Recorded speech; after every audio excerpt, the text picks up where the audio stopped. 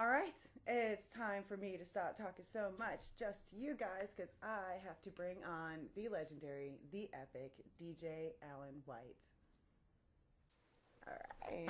Thank you so much for joining me today, Alan. It's about time we got a chance to collaborate on something just person to person here. Thank you for inviting me. Great to see you. Yes, indeed. You didn't do Total Eclipse of the Heart. Oh, because it was too obvious? Yes! I know. This is all anybody's been posting about for days. Can I say something about Backstreet? Yes. Backstreet was looked at from the disco era forward when Angelo Solar was there. I'm supposed to look at the camera. Yes. As one of the clubs that DJs everywhere in the world looked at to find out what the next big hits were. And when they closed it, it was brutal. It was. Yeah, it was awful. So sad, and we miss it greatly, actually. Yeah, I mean, the whole music world misses it. Mm-hmm. There are 10 clubs maybe they looked at, maybe not even that many. One in New York, one in Chicago, L.A., Backstreet, couple in Europe. And that's how they figure out what the hits are going to be. Well, they could ask me. I was going to say, or they I'd be happy to know. could. I was going to say. I always know. When we're talking about people that know something about the music industry, this man knows his way through the music industry. Now, I've had the fortune of knowing you for several years now at this point. I mean, Side Door, probably 7, 8 years now. Yeah, give or take, about 7 or 8 years, and we've worked together on a few projects here and there, and it's always been a pleasure. I love being around somebody that's so experienced, and I love being around pretty girls, so it works out for me. Yeah, I was gonna say, it's come on, guys. 50-50 kind of thing there. Look at this. But I want to say you didn't start as a DJ. As a teenager, you actually started out by performing in bands. Started out when I was 15 with a teenage nightclub called the Bop Shop in my basement. we took a riser of some kind, and we put my drums up on a riser. We put a record player next to it. And not all record players were those little tiny pink ones that you see that the little girls have from the 50s. Some of them were big and had big speakers, and we had one of them. I played drums and DJ'd. And we charged 10 cents to get in, and we made money. At the same time? Yeah. Yeah, well, okay. Yeah, I mean, I put the record on, right, and then I would play with the record. And the early clubs in New York started that way. I don't know if you know that. No. The early discotheques in New York had a live drummer who was mic'd, playing along with the records. They did that probably, I'm going to say 71, 72, 73. This is all pre-Saturday Night Fever. When Saturday Night Fever broke, there was a kind of standard, and everybody followed that. We played the hits. But before that, there was a lot of invention. It was a lot like any other type of new music per se. It was experimental, so you're not going to have a formula from the beginning. Nobody knew what we were doing. I'm the first club DJ in the United States, and I didn't even know it. Yeah. Vassar College called me, wanted me to do a discotheque party, and I said I'd be happy to do it. I was on the radio in Poughkeepsie. That's why they called me. Tell me what it is, and I'll do it. And she talked to me like I was a child in monosyllables. She said, well, a discotheque is a club where they play records. And as far as we know, that was the first discotheque party. That was 1964, and a year later I built a club around the idea, but we didn't know what we were doing. Right. Yeah. And then you worked with some talent agencies for a while. You had, I saw Paramount's Artist Corporation and Action Talents Agency. Paramount was in Washington, D.C. I was there for 2 years, 66 and 67. It started out, I was just booking bands, but I had a lot of contacts with recording artists, the Shangri-Las, and particularly the Shangri-Las, Len Barry, Dee Dee Sharp, all the Philly people from my days in radio. And they weren't getting booked. They were calling me. And I'm like, but you're signed to William Morris. They don't book me. So I stole them, and all of a sudden, by the end of my first 6 months, we had all these recording artists in Washington. So I did it for a couple of years down there, and they recruited me to come to New York when they started Action Talents, which was owned by a big record company called Buddha. And that was a fun year. I mean, it was 1960. It was a wild year anyhow. Yeah, I was going to say. And when we landed, I had the #1 record in the country, a record called Green Tambourine by the Lemon Pipers. So we started at the top. Yeah. I did that for about a year, and then I moved to Philly and made disco records with Len Barry. And I got that on here, too. And then I went back into, you read my Wikipedia page. Yes, I did. He has his own Wikipedia page, and everybody keeps saying you should always make your own Wikipedia page, but he really needed one for this, for sure. Yeah, I had a gal named Elizabeth DuPont from Australia handling some of my television stuff a few years ago, and she put that up.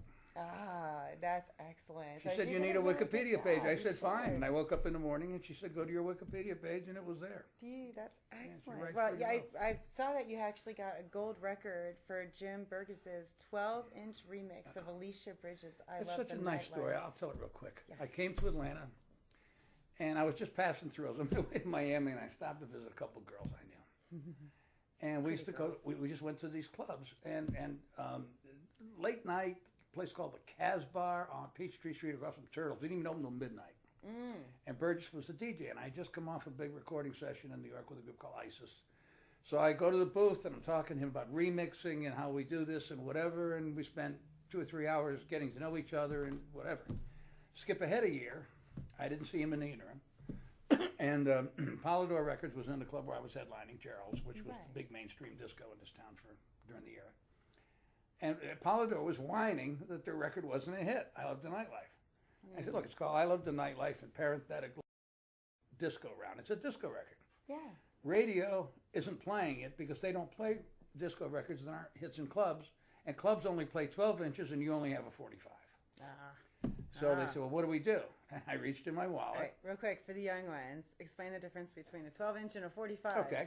A 45 is everybody knows what a 45 looks like. It's a small record. The record. And they learned early on in disco, 72, 73, that if you take the same songs and spread them over something that is the size of an album, just one song on the album, the quality of the recording improves a lot. It has to do with the grooves. I'm not sure technically, but so they started making these 12-inch records and remixing them so that the drums and the bass and the parts of the record that you dance to are louder. Yes. And sometimes they would insert breaks you could mix in or mix out of. Yes. And they didn't have that on Nightlife. So I reached in my wallet and I pulled out Jim Burgess's number, which was still there from the night I met him. Yeah. And I said, this is a guy that knows what he's doing. Get him to remix your record. So they did. And it was funny. The next week, somebody brought me a record, and wow, okay, they did it. And so the next, now I had something invested in this, right? Yeah, exactly. I had some skin in the game. So I run down, I buy a Billboard, I open it up. It's not there. It's not on the chart. I can't figure it out. So the next week, the record is 60, no bullet, just laying there on a Hot 100, no bullet. Second week, 60, no bullet. I'm like, I'm never wrong about this. I can't understand this. So the next week I decide I'll look at the dance chart first. Maybe it's on the dance chart. So I open it up to the dance chart and I look number 40, nothing. I can't figure it out. All of a sudden I look at the top of the dance chart. Number 1. Hit at 1. Wow. So I look at Billboard. I open up Billboard. 60 to 4. Bullet. Nice. Yeah, that's and the then bullet and kind then when of the thing you're Grammys talking came about. on, all you saw was the stage, and a spotlight came on, and somebody said, ladies and gentlemen, Miss Alicia Bridges. And she opened the Grammys. It was killer. I loved it. She's a nice gal. See, that's somebody I would love to meet. I like Alicia. By and She's up far. in North Carolina now. Ooh, see, she's not terribly far from us. Yeah, here speaking. She was a DJ. Did you know that? No. She worked. Oh God, I love it. An early girl DJ. Yeah. No, really. Say, I mean, there weren't terribly many when I got into the business 15 years ago. Not mainstream. What was the club that the guy blew up during the Olympics? The gay bar. She worked there. No, the other something, and she worked a number of gay women's bars here in town, and she was a headliner for years. In fact, I never met her when the record was hit. Wow. I met her in a record store. I will be doing more research on that. True story. Well, you also were the headline DJ at Johnny's Hideaway for about 10 years. Now, that's another club that if you're in Atlanta, you know, or you've at least heard of Johnny's Hideaway, even if you've never stepped foot in there. Somebody you know knows this place. I've been there since 1979. Johnny started it in 79, and for the first 5 or 6 years, they played just big band music on cassette tapes out of the service bar. There was no booth, no DJ, nothing. Yes. And it worked. Yes. And then it started to fade. Johnny sold it for a lot of money, and he went out and blew the money on drugs, he says. And I don't know what he did. But pitfalls of the club industry. He blew a lot of money, whatever it was to say. Ain't no hope with that dope. Yeah. He blew a lot of money. And then they hired me to come in on Sunday nights to do an oldie show. And we were the only good night they had it. We had a standing line. Mm-hmm. So the owner, Mike Dana, called me up. And he said, look, I want you to come in here. I'm going to build you a booth. I want you to come in here 5 nights a week, fix this music. and I'm going to hire Johnny back to promote it. Yeah. So Johnny and I worked together for about 10, 12 years. He was the most bipolar guy in the world. He'd go off on you like that. And we had many fights over music, but I'll fight you. I mean, I was right about this one or that one or whatever. Right. We were the first club in the United States to play Vogue.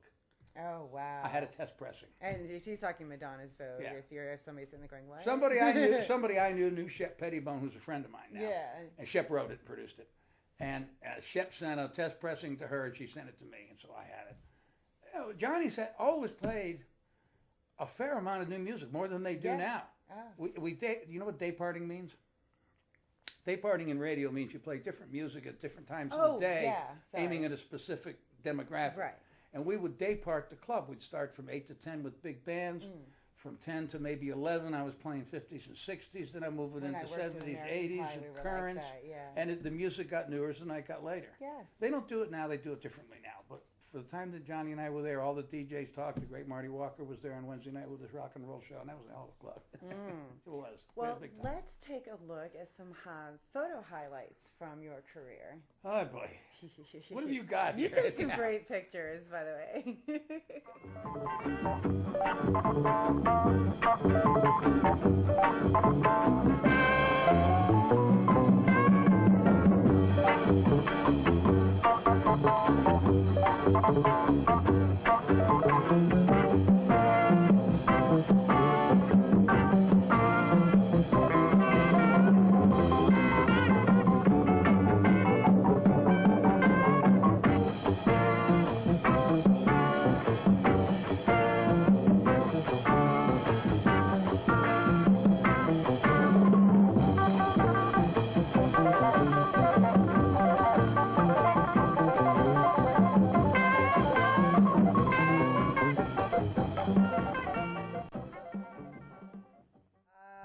So there you go, guys. Everything from the the gold Good record. Lord. I know. He was just like, woo, flashbacks. I feel a little bit like the movie actors must feel when they see movies they made when they were 18 and now they're 70. I'm looking at stuff I did there 50 years ago. Yeah, I get to do that in 20, 30, 40 years, give or take. Right.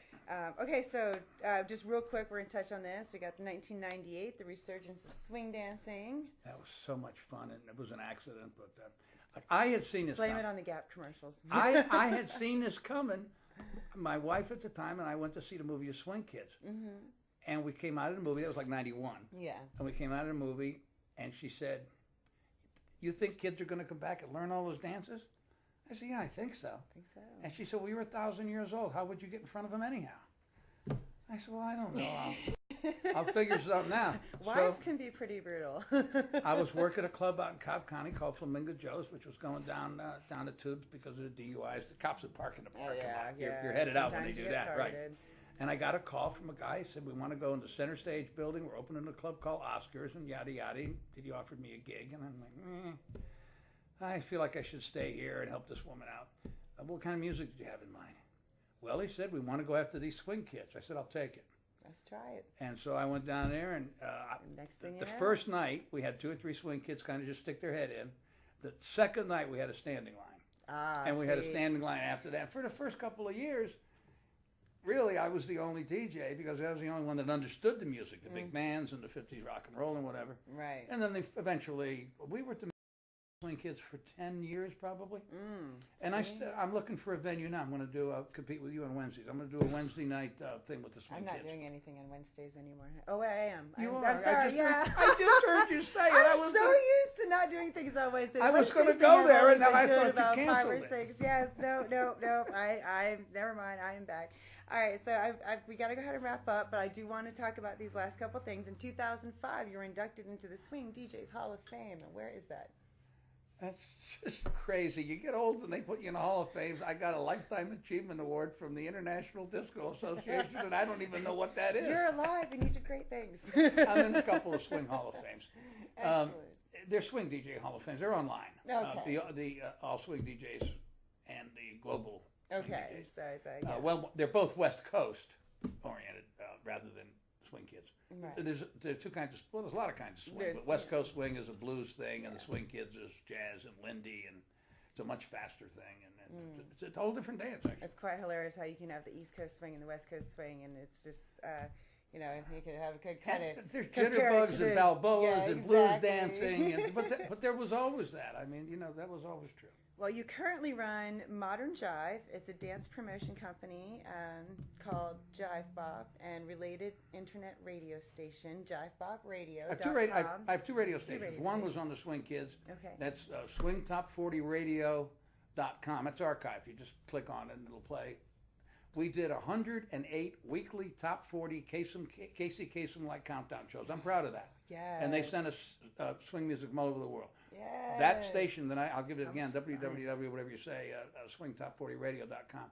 That is... We'll have a link for that. We are literally the home of neo swing. Huh, That's where you go. We're the definitive record of neo swing. The other one's called JiveBopRadio.com. And that's about modern jive, which is partner dancing. Look it up on Wikipedia. It is huge in England. They say that there's a modern jive dance on every corner. Under the big name is Ciroc, but there's others. There's Mirror Ball and Jive Daddy. I'm the Jive Daddy. They stole my name. And a couple of others. But, I found disco in Europe. The Beatles worked out pretty good. Yeah. Dancing with the Stars came from England. Yes, American Idol came from England. True. I wouldn't be surprised if partner dancing comes back fairly soon. Look for maybe you can only twerk so much. Maybe and it does get Beatles, Elvis. Really weird after you start hitting like the 20-year reunions. I'm sure the future generations. I just did a 20-year reunion of the Swing Kids, and I was old when we did that. Not even old. I'll be 76. See, that's what it's. Ringo's a year older, folks. I'm not the oldest one out there. Ringo's a year older, and he's working hard too. Well, I'm going to have to say thank you so much for coming on, Alan. Hey, we could talk forever. It's so good to see you. The first night I met you, I told you would be on radio and television. I knew right away, and look at you, and you're doing great. And voila, I have made it. And thank you for having me. It was fun. Thank you very much. Ladies and gentlemen, join me next month for another dash of the Audio Prism Show and some new news coming up next month, and I'll share it with you next month about developments for this fall for my YouTube channel and more. You guys have a wonderful and safe every day, every week, every month, everything that you can do, and I will see you guys next month. Take care. Stay lucky.